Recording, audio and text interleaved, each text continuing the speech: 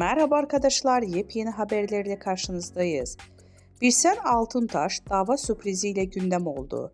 Elçin Sango'ya cevabı gecikmedi. Birsen Altuntaş ile Elçin Sango arasında gelirim. Dizi sektöründe yaşanan tekelleşme iddiaları hakkında yaptığı açıklamalarıyla gündeme gelen Birsen Altuntaş, Elçin Sango'ya dava açtı. İkili arasında yaşanan atışmalardan sonra Elçin Sango Birsel Altuntaş'a gerilmişti. Elçin Sango Birsel Altuntaş'a sürpriz yapacağını söyleyerek kavganın fitilini ateşlemişti. Daha sonra belgelerle konuşan Elçin Sango bu durum üzerine iki sürpriz daha yaptı.